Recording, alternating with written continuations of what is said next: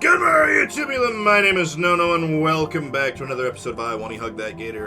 We're just gonna roll right along here. While students trickle out of the school, Olivia took the chance to unwind. I figured it'd be best to let her rest as I saw her drooping eyelids finally shut. She looked cute, just napping idly in her wheelchair. Sorry, I should have cleared my throat before I started recording. That was awkward. Except for the weird bellowing. It was like a snore, except I could feel it vibrating through the floor. With the clouds hiding the sun, the classroom's lights turned off, I could do with some shut eye too. When I can't bring my eyes closed, instead I look out the window. The layer of clouds overhead steadily grows more dense, casting a darker shade on everything. Light raindrops prick against the glass. Crap, I really should have brought my umbrella. As a few minutes go by, they roll in closer and closer, blocking out the sunlight. If Olivia were awake, she'd think this was pretty neat. I look back to her. Maybe I could nap too. Just a little. What was... Oh. My eyes are drawn upward to the heavy clouds in the sky. In moments, the glass of the window is assailed by numerous heavy droplets of rain. Holy moly! The trees outside are billowing almost aggressively. Several small branches are stripped away in the torrential downpour. An umbrella wouldn't help with this. Huh? What? My phone's blaring an alarm. So is Olivia's. Instructions to shelter in place. The classroom doors are thrust open quickly. Mr. Latican is back, panting hard and clothes drenched. He takes our moment of surprise to compose himself as best he can. Ahem! Sorry about that. The faculty's doing a sweep of the campus right now. Apparently there's a monsoon scare right now. Monsoon? Does that happen here? Latican gestures to his drenched outfit out the window as if to ask if Mia had clocked me in the head after that. Right. Are we going to be alright? Of course! Schools are designated shelters for the worst disasters. If anything, you're safer here than home. But the hallway outside is open, isn't it? I just finished putting the cover up. A cover? Just keep close to the wall, yeah? What do we do now? Latican shakes his phone at us. Shelter in place. We're all stuck here for a few hours. Olivia reaches into her bag and pulls out the drawing book and a well-used pencil. Actually, why don't you use this time to catch up on some schoolwork? I'm sure you have some work from other classes still pending, and I can't think of a better time to tackle that than now. But today's been rough. Can't I do this or finish my nap instead? That's fine, too, but aren't you falling behind grade-wise in some of your other classes? Maybe. Fine, I'll catch up on some of that work. Latican gives a single nod and smiles. Olivia puts away her drawing materials and instead pulls out her bulky mathematics book, which she sets on the table with more force than necessary, followed by her notebook. With some hesitation on her part, Olivia sets herself to work. Meanwhile, I bring myself closer to her in case she wants some help with the work. After a few minutes, it's clear her mind and spirit isn't into the work one bit. She constantly fidgets, taps her pen on the table, and looks around the room and out the window. Eventually, she lets out a groan and slams her book shut. This sucks! Can I please do something else? Latican, who had been busying himself with grading some paperwork, snaps up away from his work, looking at Olivia while rubbing his chin. Well, there is one other thing you could help out with. We would need both of your help with it. Could even consider it a new extra assignment. What do you say? I don't know. Today's been pretty rough on Olivia. Absolutely, I'll do it. Alright. Wonderful. It's back here. He starts walking to the back of the room and waves at the two of us to follow him. Whoa, something in the dark room? Oh man, I thought we wouldn't get to do anything in there until the last few weeks of the semester. Are we gonna get a head start on this section? Maybe we'll be making prints or learning about C41 and... Huh? Oh, Olivia's poking my back. Quit with the cinematic gait, you're going too slow. Oops. I shake the excitement off and head into the dark room. Latican holds the door open for the two of us to enter. The inside glows a vibrant crimson light. Latican's suit appears to light up in the red lights, as does my shirt. I've only actually been in a dark room once before. This is so cool. I clasp my hands together. So what are we developing? We? This is an important job just for you. Alright, I'm ready. What am I developing?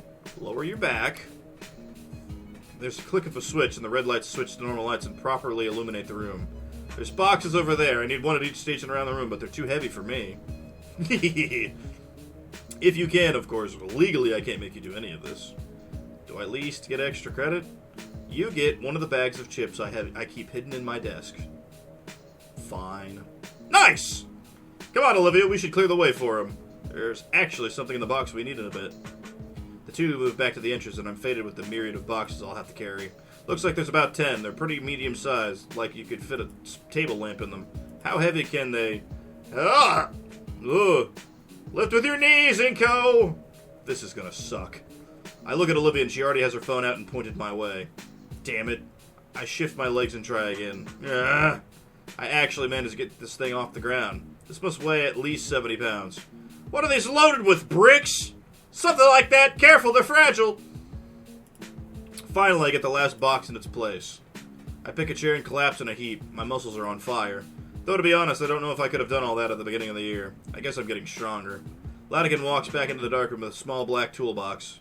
Oh, good, you're done. Come out. Come on out. Take a breather. Look, that looks tough. I'd rather stay here. Olivia shows up in the doorway behind Latigan. I'm surprised you didn't just use the dolly. What dolly? Before you get started with me, Inko, you didn't ask. For the love of... I hate you. That's the spirit. Olivia stifles her lapper into a snickering snort fest. Your mood will improve when you just see what you've been carrying. He grabs a box cutter from a shelf and slices the top of the one open. Our teacher pulls out what looks like a large overhead lamp from the box. Oh, sweet! So that means you'll be making your own prints for midterms. That sounds awesome! Oh man, I can't wait to... Before any of that, these need to be assembled. The rest of the parts are taken from the first box and set down meticulously.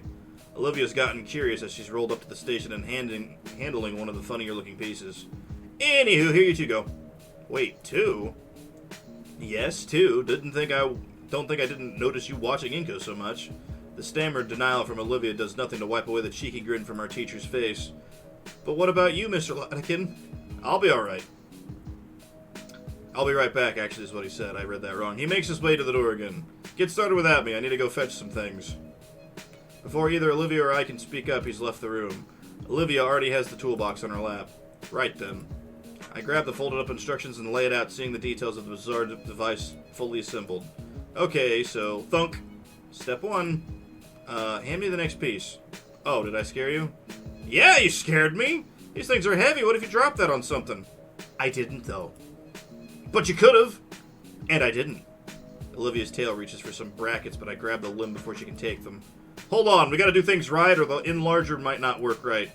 She retracts her tail from the table. You're no fun, it's just an oversized lamp. That's a gross oversimplification! You're a gross oversimplification. Latigan's gonna make you use the one you break. Just means I can sketch more, right? Well, it'd mean you can't participate and learn about photography. Photography's your thing, so it doesn't really apply to me so much, does it? Maybe that's the case for you, but photography's my thing. It's the whole reason I took this class after all. Oh, sorry. It's nothing. Olivia politely rests her hand in her lap. Her eyes linger on the box of parts. Well, how does it work? The print enlarger? She shakes her head. Photography. Like, why the giant lamp thing? It's all digital today, right? Huh. I think that's the first time someone's actually asked me about it. Sure, I've had lots of mid-shower rehearsals explaining my hobbies and their cultural significance to others, but none that's coming to me right now. It's all about the shot composition, and this machine is part of the production of it. Getting the right things in the right place at the right time to evoke a certain feeling. Composition is the thing in painting too, you know. I'm ill-prepared for Olivia's comeback. Yeah, but it's a lot easier to pick the composition you want. You don't have to worry about any other factors other than yourself. With photography, you have to build the set to get a good photo. That's the fun of it. But why would you want to limit yourself to that? Why not just draw whatever you're taking a picture of instead? You could express all kinds of things you could never express with a photo. Olivia taps a claw on the imager, the metallic ping echoing in the small room. What sets all this junk apart from just lines on a page? The technique! The vision! She smirks at my petulant comment. Fine, I'll show her. I'll prove to you that this takes skill. I hold the lighting portion up, making sure it's at the right angle, and fasten the last portion of the enlarger in. I plug the machine in and flip the switch, happy that it works right and lights up an entire base. Olivia looks at me with confusion as I move to the entrance of the room and flick the light switch, bathing the room in bright red light again. Going back to our workspace, I pull the developed negatives from my backpack and slot the slide I want into the carrier. And ta-da! The negative carrier in place in the machine. A blurry gray blob is projected onto the base. What? Give me a minute. I hold the manual under the light to the side of the blob, checking which knob is which and slowly turning them. As the lens billows and shifts. Okay, whatever. The Rorschach test transforms, gaining more definition until finally it becomes the spitting image of the school's front entrance. I can even do this. I take out the negative space and place atop it before slotting the carrier back in, while also increasing the strength of the light. The image displayed is now the entrance with a half-dozen semi-transparent students in front of it. What did you do? I overlapped another shot. The backgrounds are the same and doubled up, so I had to intensify the light, otherwise the entrance would be too dim.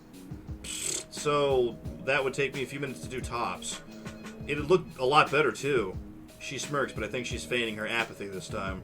Her tail gives her away. It's a lot more technique, I guess, but I only knew how to do this kind of stuff from Mr. Latican's lectures about negatives. What else can you do with this thing? I don't know, but...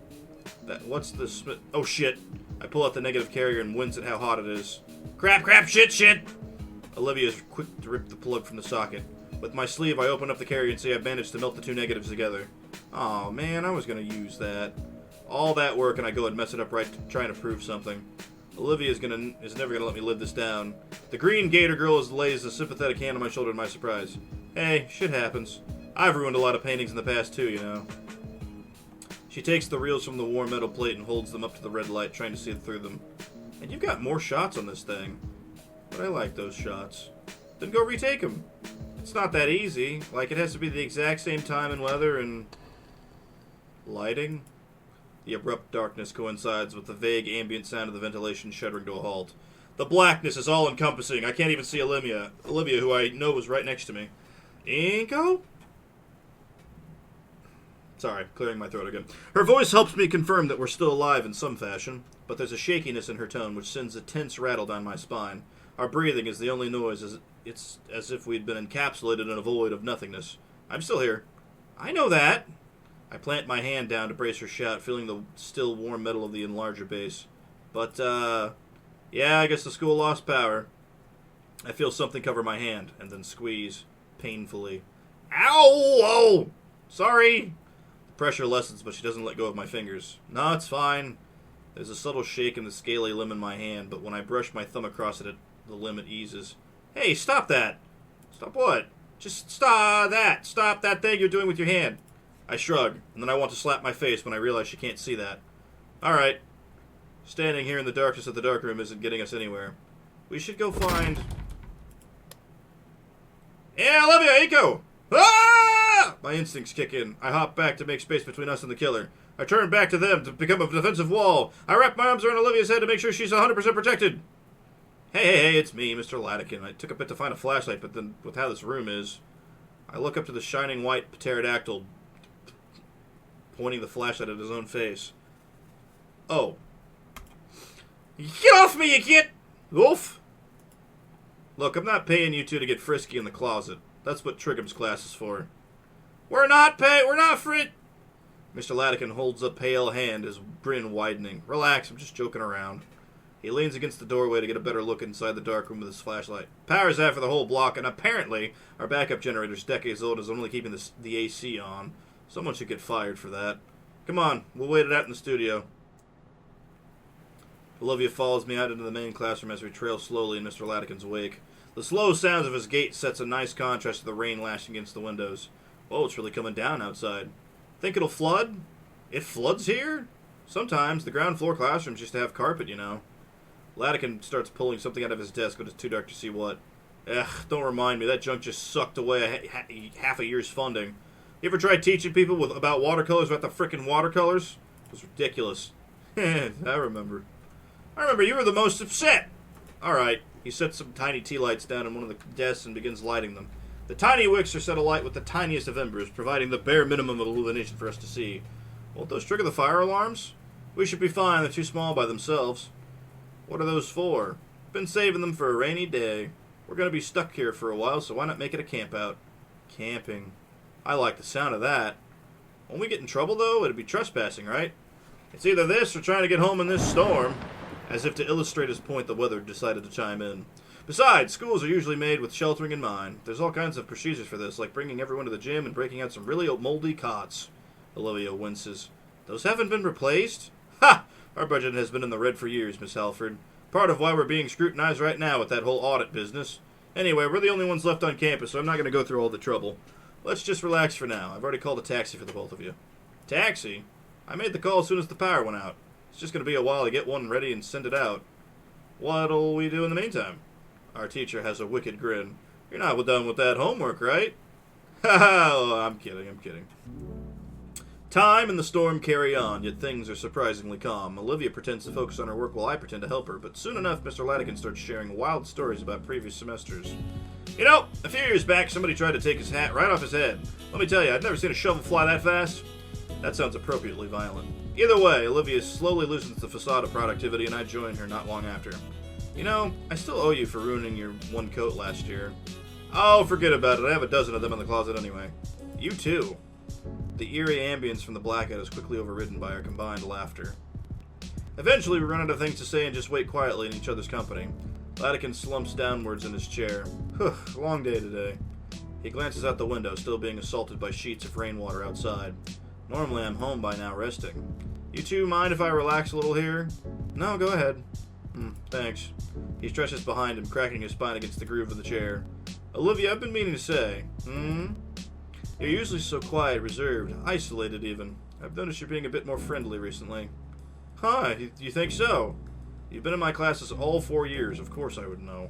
Maybe I'm a bit old-fashioned, but it hurts me to see a student hurt themselves like that. When you're in the adult world, you'll see this all the time. Once someone's in a rut, they'll tend to just stay there until their days blend together instead of lifting themselves up. Like they got all the time in the world. So I'm proud of you for making an effort, Olivia. Oh, Mr. Latigan, don't be flustered, be proud. You've managed to form a friendship. Of course, I appreciate you extending an olive branch too, Inko. It's no problem, Mr. Latigan. Come on, school hours are over, you can drop the mister. It's not something to be thanking me for, is it? I'm just your friend. This is great to hear, though. You can't always navigate this world alone. Someone to keep you company can really help. He can? More than you can imagine. Latigan leans forward to place a hand over both of us. He just barely makes contact with Olivia's wrist when she winces and yanks it back. Shit! Olivia? You alright? Ow, I'm fine, it's just hurt. It was fine before, though. You've been trying to stay off that wrist all day. Was it that bad? It was feeling better. I even helped build those doohickeys. The print enlargers. He covers his eyes with one hand. Of course. Great move. Student's been overworking herself, and I think to give her extra physical work. What am I doing? It wasn't your fault. I didn't want you to worry. I had no idea how bad it was. He leans forward again, gently holding Olivia's wrist, inspecting it and being careful not to cause any pain. You need to take care of yourself, Olivia. If something were to happen, I know you'd be completely beside yourself. I know. I know you were doing extra work, but how did it even get this bad? It was a lot of extra work. Doing a whole group's assignments on top of my own. For the last 3 weeks, basically all my free time. It's great practice, at least that's what I was telling myself. Olivia does her best to hide her wincing as the teacher tests her arm. I never would have made it to graduation. All because of that painting you switched. He shakes his head and lets go of Olivia. No, it goes further than that. That painting was all because of the pain you've been going through all these years. All because of that first contest entry hanging in the gala. Your first venture into the art world, and it went how it did. Olivia looks at her hand, stretching the fingers out and in slowly, carefully. My hand moves without a thought, fingers taking her hand carefully to help in some way or another. You and that painting. Our teacher palms his face and groans into it. It's a genuinely good piece, Olivia. I've told you that so many times. She locks up, but manages a small nod. What a horrible chain of events. I've had to witness it all these years.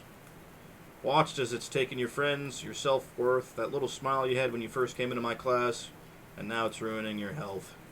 He gently lets go and covers his own eyes again, and I really just sat there and watched it. I was just talking about how people act like they have more time than they have. Latigan? Are you alright?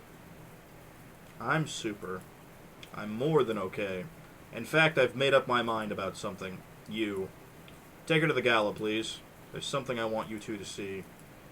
No words. Just do it. Please. I nod. What are you going to show us? He stops at the door. Something you should have seen a long time ago. My shoes slosh noisily through the flooded hallways as we... Oh shit, we're flooding? Fuck! As we slowly head back to the main building of the school. Olivia herself had to use her arms to tuck her legs onto her seat, her head now resting on her knees. Latigan didn't seem to care, each of his steps splashing water around soaking his slacks. The drains in the floor are working overtime, keeping the water at a minimal level. An unsettling feeling washes over me as we enter the atrium, the interior of the school pitch black from the lack of lighting. At least we weren't dealing with wet floors, but navigating the halls in the dark is a new difficulty. Olivia brought out her phone, using its flash as a light to shine our way, but I'm still unnerved. The only sound I hear is the squelching of my shoes and the awkward dripping from both Olivia and I, and it was then I realized that Latican had left us behind. Mr. Latican? Her voice bounces down the dark hallways of the school. Did you see where he went? Kinda. I think he went that way. I can just make out Olivia's hand pointing thanks to her phone, towards the school's offices. I keep pushing Olivia through, though, taking my time as I feel my shoes threaten to slip with each step I take. It's slow going between the eerie darkness and my slow steps. What should have taken us a minute at most takes us 3 minutes for us to arrive at the gala. Well, we're here. The storm rages against the glass ceiling. What's normally the source of the hall's natural lighting is completely obscured by the typhoon, and there's still no sign of Latican. I withdraw my phone and turn its flashlight on too in hopes to improve the situation. I can hear something else aside from us in the rain. Something that's getting closer. A tiny red light in the distance there with a sound. The tiny ember bounces away and sways in rhythm with the odd tapping. Until... What the actual fuck? Oh, he's lighting up a cigarette. Okay.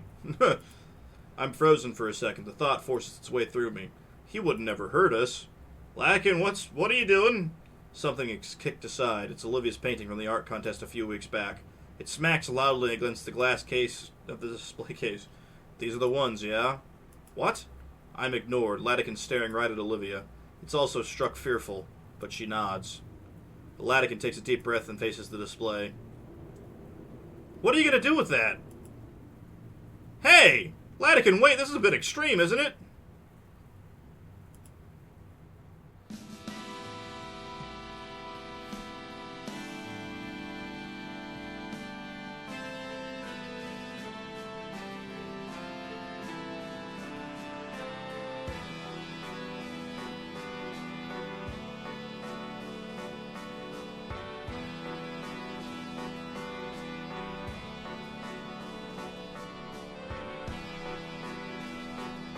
This is such an odd animation style, but I like it.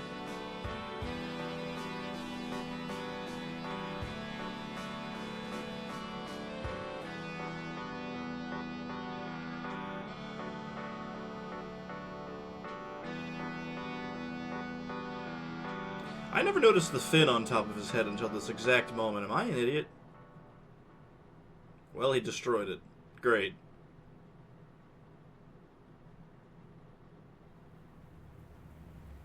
Nope, it's been there the whole time. I'm just an idiot. Ha ha ha. Olivia. It's gone. Both of them. This should have been done long ago. Yeah. Latican, it's crazy. I know. What about the other things in the case? Who fucking cares? Those students graduated ages ago. You know how many still do art? None. If they're collateral so someone else can, fine by me. But, Olivia, you got no other big paintings now, do you? She shakes her head. That's a shame. Look what I just did. I can make another. Yes, that's what I need to hear. You make me so proud to hear that. Do you remember in sophomore year when you challenged me to think of something I'd wanted to do and set a goal to do it? Of course! I couldn't think of anything back then. But there has been one thing I've been wanting to do for a while now. And like you said, some company could really help. Olivia grips my hand just a little tighter. Promise not to laugh? Never! Would you mind asking me again, Latican? Sure. I believe it was, if you could leave right now and go do anything you wanted, what would you want to do? Anything at all. Yep. I want to go see a fountain and paint it for you. Fucking brilliant. There's a fountain here? There's a park not too far from here, and you can barely see a fountain in the center of it from the window. You can't see it right now in the storm, but I want to go there. I think I know of it. The one in Stig Esquire Park. That's wonderful, Olivia. Latican stumbles a bit. I rush to give him a shoulder, some shards of glass crunching under my feet. Ha! Good thing the power's out. No cameras up or anything. Won't you get in trouble for this? I'm always in trouble for something. And ordinarily I'll just take the hit. Especially for something like this. That Mia chick can take the fall. To hell with her. Olivia manages another small smile. I'm looking forward to that painting. You better get it to me. I will. And you better help. Of course. Latikin motions for us to wait by the school's entrance. For a while, we sit there. And now we're outside, getting soaked. Do you have one, Latikin? Do you have something you want to do? I'm already doing it. No, really. Really? Teaching high school is a great job that nobody ever regrets. You should pose that question to Inko there. All his character development, and he's barely said a word. Alright, Inko, what about you? What do you want to do? Huh. If I could pick anything, I guess. I want to go to college, I want to make pretty friends, I want to find true love. Oh, shit. This actually finally feels like a fucking choice! There's only been like one other one of these! Oh, shit! Oh, no! I want to go to college, I want to make plenty of friends, I want to find true love. This is what sets us apart from the other... I have looked ahead. There are 6 endings. I don't know what any of them are, but I know there are 6 endings.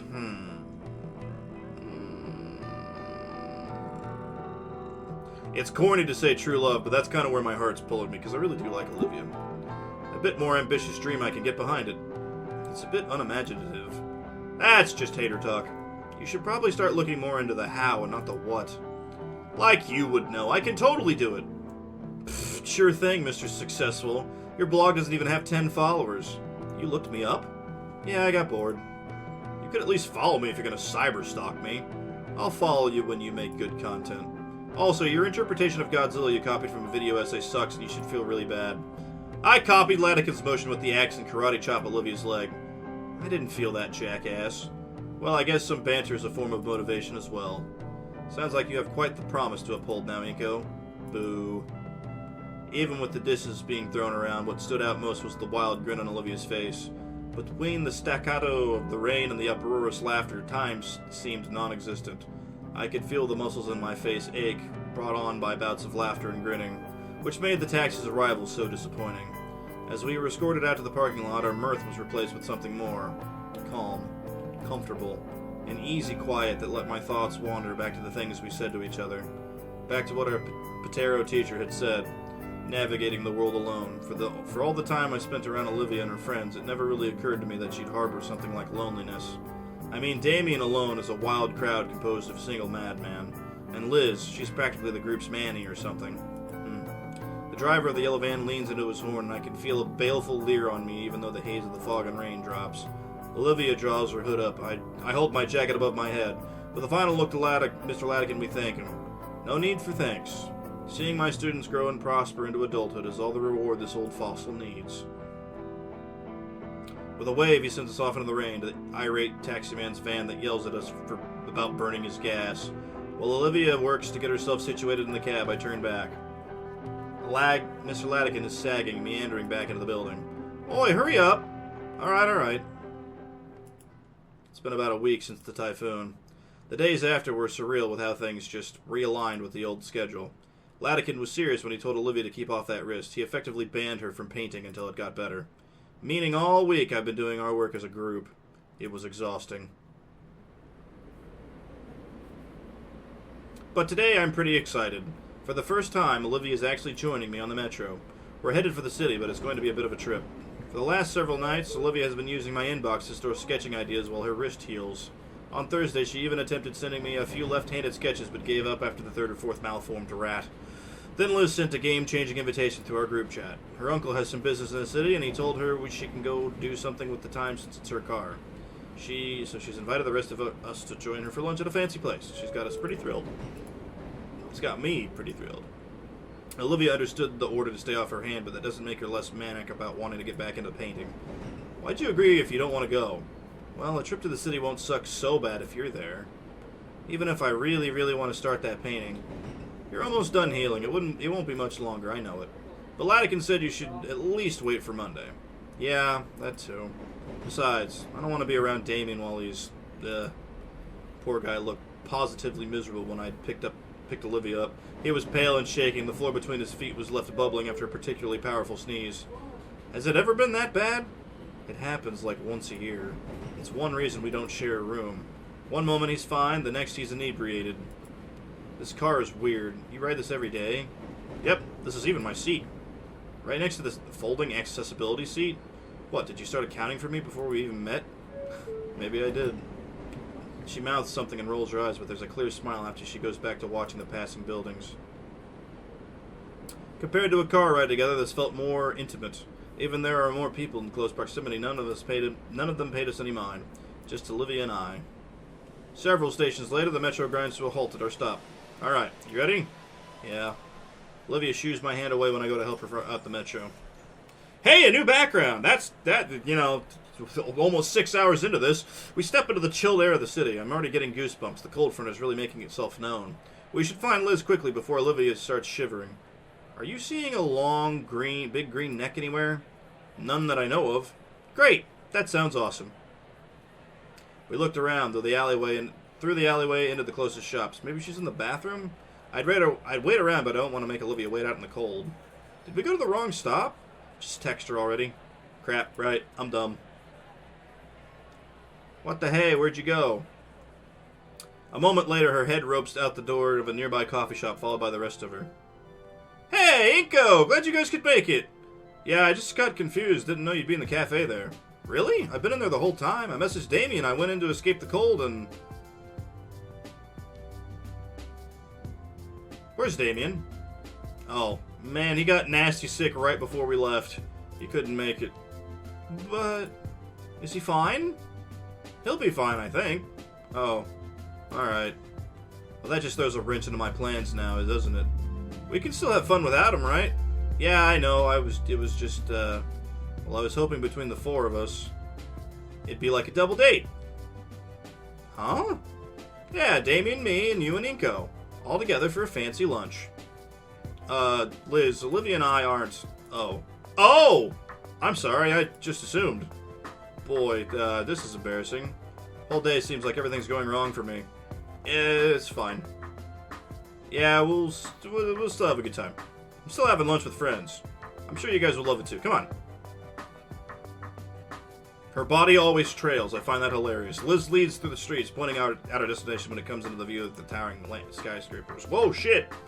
The building is more akin to a narrow spike aimed skyward with a large disc-like room built near the tip. Ah, Dick Tower. I like it. And you see the space near the top? It's the restaurant. They built it in that way the whole thing slowly rotates so your view changes while you eat. You can see the whole city, the ocean, even the mountains. Whoa. I've gone here with my parents all the time as a kid, and I've always daydreamed about bringing friends and important guests there, and, well, you know, business-type stuff. This will be my first time on my own, well, you know. Yeah. You'll see, there's even a... Well, hold up. We lost Olivia. We turn around to check for the errant Gator friend, who's a bit further behind and grimacing. She comes slowly in, fighting to hide the slight winces every time she pushes herself. Oh, sorry. It's fine. You sure you don't want help? I can manage on my own, please. Alright, you want to lead the way? Alright, that's the space needle-looking place, right? She rolls ahead. Liz and I follow behind, continuing our conversation. The restaurant is an impressive spire with the actual seating area 30 floors or so up.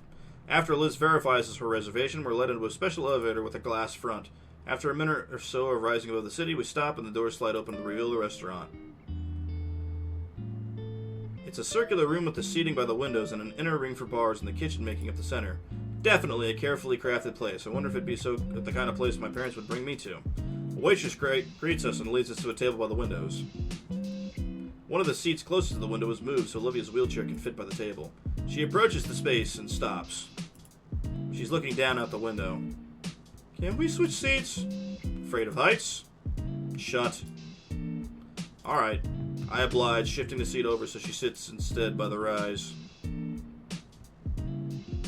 Quite a view, huh? I can see why it'd make you squeamish, Olivia. Heights also scare the living daylights out of me. What? Are you afraid of heights, Liz? Well, yeah, isn't everyone? What? That doesn't make any goddamn sense, Liz. Your head hangs 3 stories above your shoulders and heights scare you? Look, acrophobia is the irrational fear of heights, okay? So of course it doesn't make any sense, but still. Ugh, whatever. Heights suck, we agree on that at least. So what do you think? It's very nice. I can see why you wanted to come here. Liz nods. My family usually eats here once a year.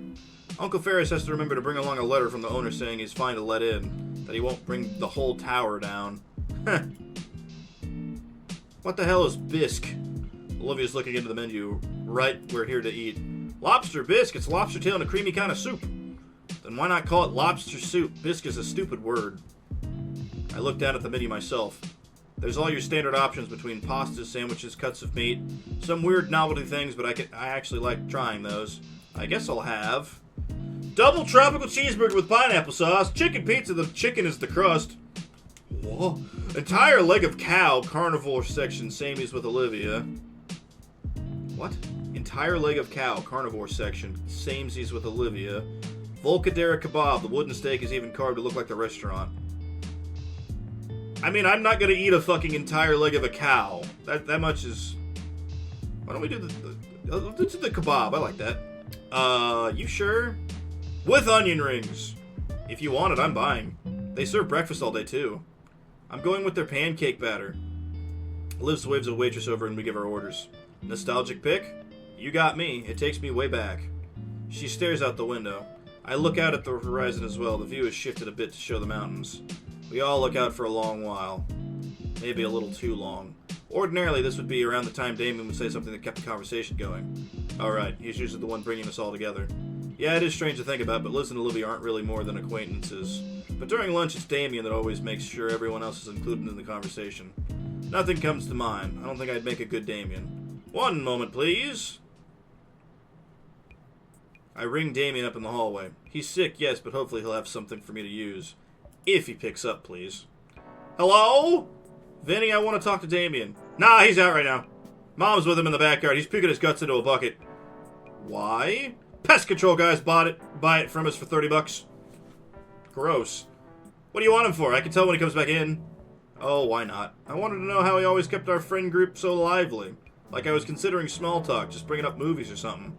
Ew, no, movies suck. Nobody actually likes them. What? I'm playing Fortnite. I'll turn it down so you can hear me.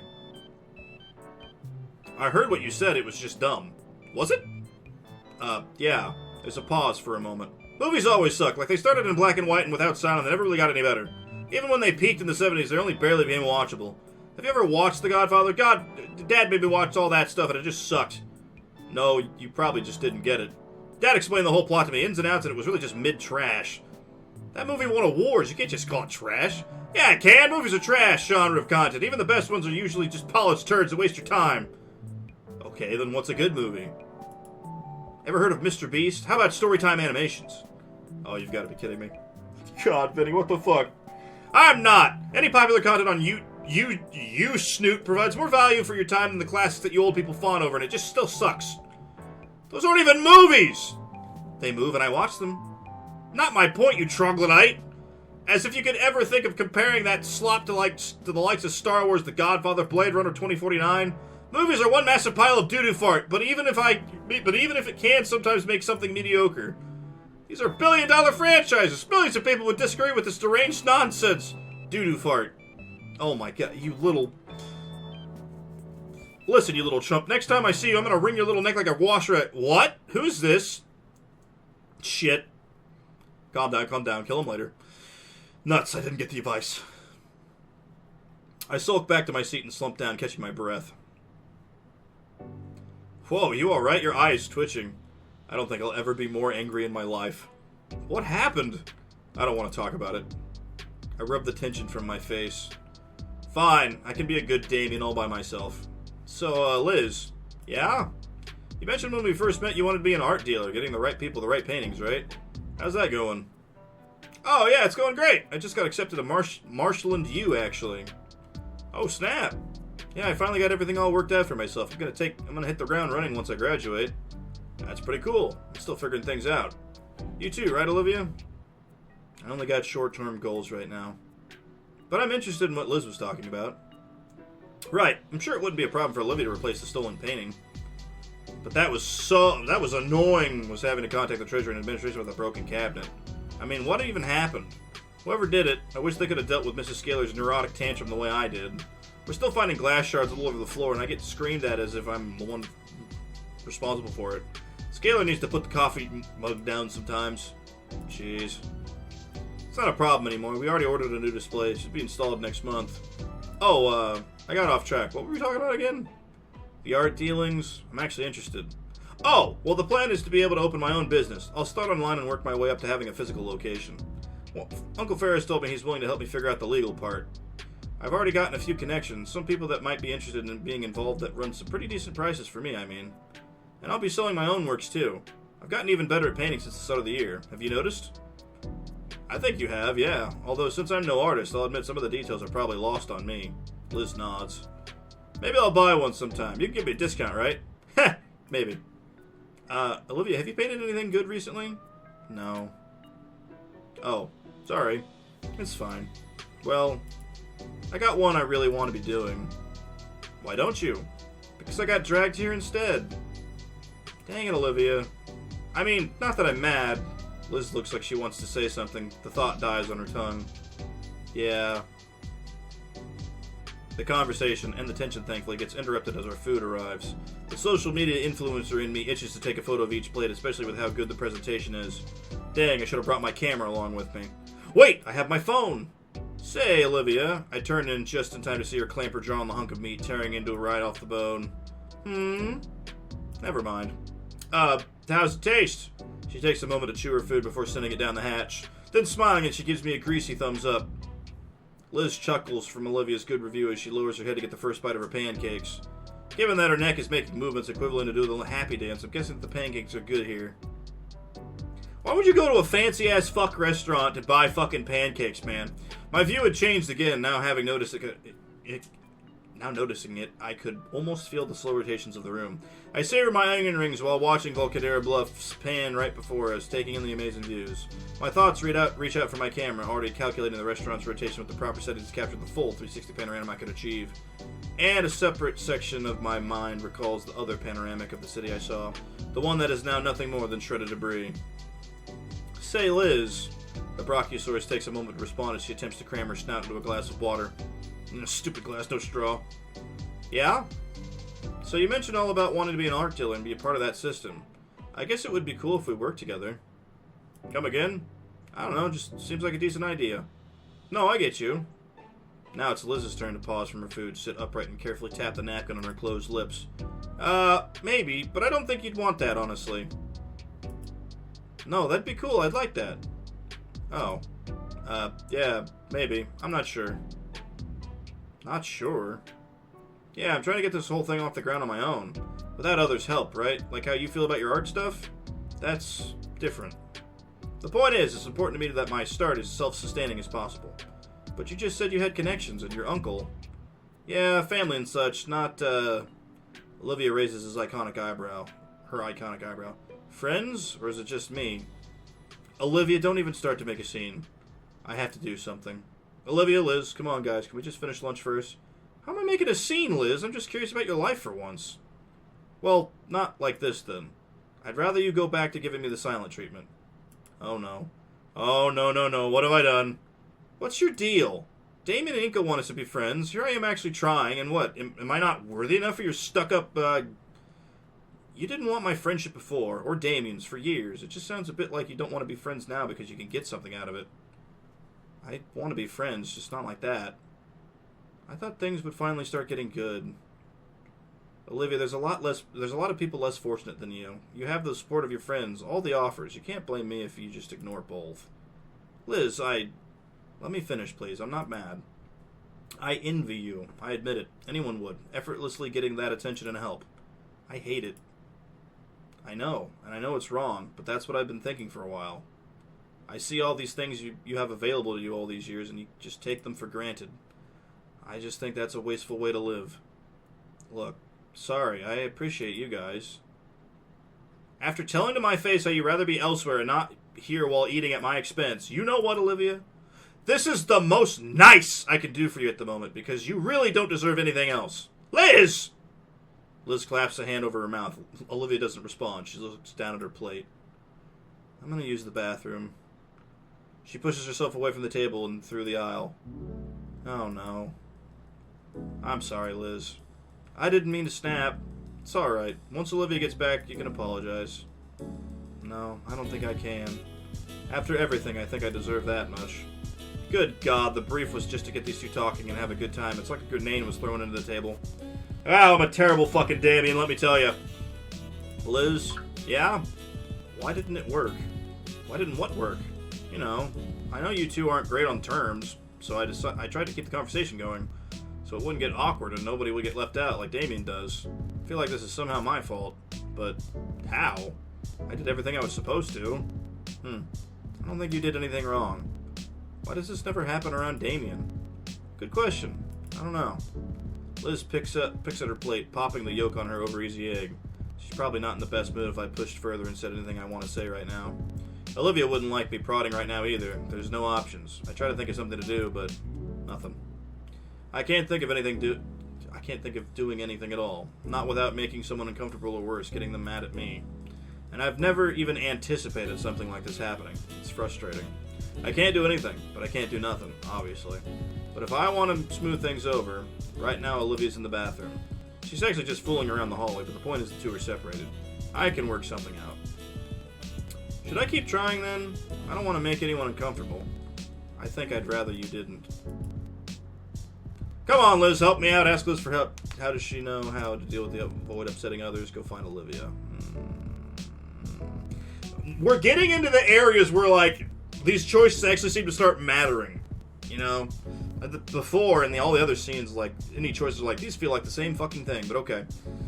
Come on, Liz, help me out. Ask for Liz for help. She doesn't know how does she know how to deal with avoid upsetting others?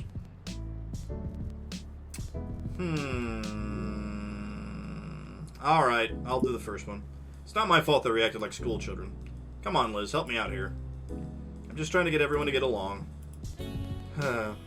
You think I don't want to? Not while you're snapping like that, and refusing to apologize. Apologize for what, Inko? In case you'd forgotten, I invited everyone here. This whole friendly outing was my idea, and at my expense. Yes, I intended it for it to be a date, but at least you could do is not be weird about it. I'm not trying to be weird. I just hate the idea of letting you guys down. You get me, right? Yeah. Then can we try to smooth things over with Olivia? I got a plan. When she gets back, I can chime in. Then everyone can get along, alright? Sure. I guess that's best for everyone. I really think this whole thing is a bit of a mountain without a molehill. It was just one small argument. I appreciate it. I focus on my food and what I'll say while we wait for Olivia's return. Liz offers to trade her bacon strips for a few onion rings. Sucker! Finally, Olivia comes rolling back to the table. I'm back. Hey, you were gone for a while. Yeah. Things cool here now? I was actually about to say something about it to resolve everything. I can't decide who's right. You're my friends. Liz is right. Olivia needs to think about others more. Olivia's right. Liz is being petty. I can't... They're both... They both have viewpoints on each other. You can't say either of them's right. I think you both have some good points, but there's a bigger picture that we all need to see. Deep down, both of you want to be friends. So why not turn over a new leaf starting today?